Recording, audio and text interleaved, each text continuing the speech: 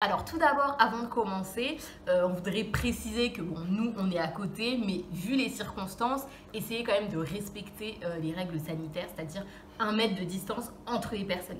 Disent les filles qui ne respectent pas. Mais c'est pas possible.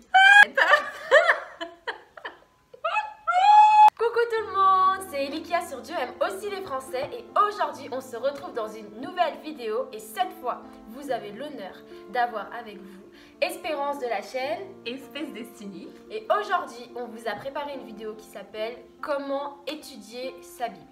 Quotidiennement. Exactement. Oui, donc je trouve que c'est hyper important de prier en fait avant de commencer la lecture du jour pour vraiment déjà avoir la bonne attitude de cœur et vraiment demander au Seigneur de nous révéler en fait ce qu'il veut nous dire dans le passage et puis voilà, que vraiment nos yeux et puis nos cœurs soient prêts. Donc forcément la première chose à faire pour étudier sa Bible, c'est de choisir un passage de la Bible. Moi je sais qu'en début de chaque mois, je choisis un livre de la Bible que je vais étudier tous les matins. En général, je choisis dans les évangiles ou dans le Nouveau Testament parce que les chapitres ils sont toujours plus courts que dans l'Ancien Testament. Je sais pas, toi tu fais comment? Alors moi je lis plutôt ma Bible le soir, 3 chapitres par soir, donc du coup... Parce que le soir en général il y a quand même plus de temps. Ouais, c'est clair. Et du coup, je choisis un passage, je le lis après avoir prié comme on vient de le dire. Et ensuite, je me pose 5 questions. Et donc, c'est ces 5 questions qu'on va vous révéler aujourd'hui avec Espérance. Donc, la première question, c'est qu'est-ce que j'ai aimé dans ce passage que je viens de lire? Donc, ça peut être un verset qui m'a plus marqué, un verset qui m'a touché, peut-être un verset que j'avais déjà entendu, enfin, quelque chose vraiment que j'ai particulièrement apprécié, ou même le geste d'un personnage, ou une pensée qui m'a traversé l'esprit vraiment par rapport à une partie de ce passage. Alors la deuxième question qu'on se pose, c'est qu'est-ce que je n'ai pas aimé dans ce passage. Et c'est vrai que des fois, il y a des choses dans la Bible qu'on n'aime pas. Enfin, je veux dire, il y a certains passages clairement qui révèlent le péché des hommes. Hein. Donc voilà, ça peut être quelque chose qu'on n'a pas aimé, quelque chose qu'on n'a pas compris, quelque chose qui dérange aussi peut-être. Ouais, voilà. Donc voilà. La troisième question qu'on se pose après la lecture de ce passage biblique du jour, c'est qu'est-ce que j'apprends sur les hommes, avec un grand H, dans ce passage.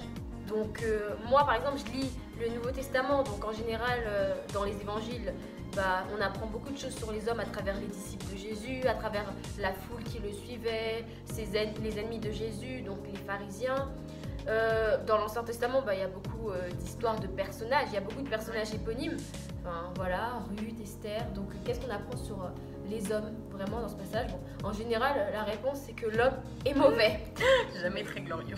Donc ensuite, une autre question aussi qu'on peut se poser, c'est qu'est-ce que j'apprends sur Dieu en fait dans ce passage.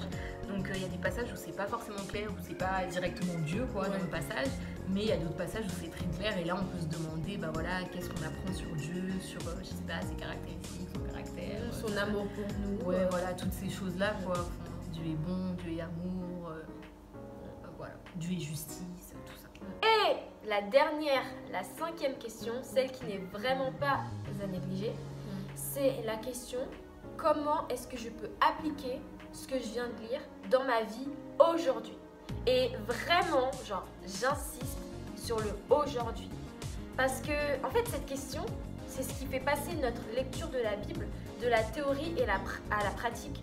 Et je pense que c'est vraiment important de se rappeler que Dieu, il nous a pas offert sa parole, la Bible, pour qu'on le lise comme un roman en fait. En fait, c'est un dialogue. Dieu, il nous parle.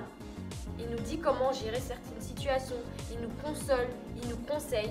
Et vraiment, de vraiment pouvoir lire et ensuite se dire ok, j'ai lu, ok, j'ai compris. Maintenant, comment je peux appliquer?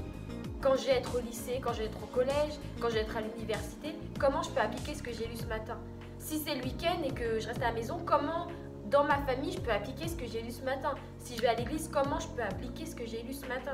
Même en confinement, en visioconférence, comment est-ce que je peux appliquer ce que j'ai lu ce matin? Vraiment, qu'on n'est pas une foi morte en fait. Connaître des versets, des passages de la Bible par cœur, c'est bien. Mais ce que Dieu nous demande surtout, c'est de les appliquer. Voilà. Et c'est vrai que moi, je voudrais vraiment insister sur ce fait de pratiquer, quoi. Que vraiment, nous, le corps de Christ, on puisse pratiquer, que ce soit pas juste des paroles, mais qu'en acte aussi, ben, en fait, ça suive ce qu'on dit, ce qu'on croit, en fait. Et vraiment, c'est important de pas juste lire la Bible et de pas le faire et d'accuser les autres dès qu'ils font pas des choses que nous-mêmes, on ne fait pas. Mais vraiment, non, mais d'appliquer, en fait. Vraiment, c'est hyper important. Vivons notre foi, quoi. Vivons notre foi. Voilà, en conclusion, ce que j'ai vraiment à cœur de vous dire aujourd'hui, c'est que faut se rendre compte, et souvent on oublie en fait que la Bible, c'est pas juste un vieux livre poussiéreux, bourré de dogmes en fait.